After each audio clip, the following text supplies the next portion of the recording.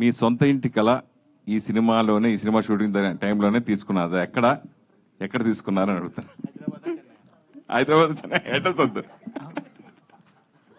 Sir. Sir Siddharth గారు, door number ఏం అవసరం లేదు. జొమాటో స్విగ్గీ కూడా ఇంత త్వరలో అడగలేదండి నీ అడ్రస్ ఎక్కడ అని. చెన్నైలో తీసుకున్నాను.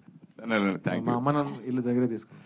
సరే, మీరు ఇది 48th ఫిల్ము అంటే నిజంగా తెలుగు ప్రేక్షకులు మిమ్మల్ని కమల్ హాసన్ తర్వాత అంత గొప్ప నటుడని ఆల్రెడీ ప్రూవ్ చేసుకున్నారు. అందరికీ చాలా ఇష్టం, ఇంక్లూడింగ్ మీ. సో అంత గొప్ప అది ఎందుకు మీరు సాటిస్ఫై అవ్వలేకపోయినా అని ఎందుకు అన్నారో నాకు అర్థం కాలేదు ఇందాక.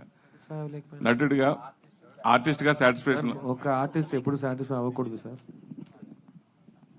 లేకపోతే కంపు రోజ్ ఫ్లవర్ స్మెల్ లా ఉంటుంది మీకు. తర్వాత మీరు ఏం క్రియేట్ చేయలేరు. తర్వాత మెయిన్ రోజు కొత్తగా ఒకటి నేర్చుకోవాలి. రోజు నాకేం తెలియదు అని చెప్పి కొత్తది చదువుతూనే ఉండాలి. అది నా కళ.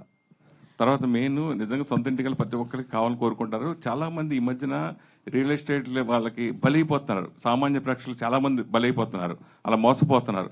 అలాగే ఎస్పెషల్లీ హైదరాబాద్ లో హైడ్రా అనే దాని వల్ల కూడా చాలా మంది నష్టపోయారు.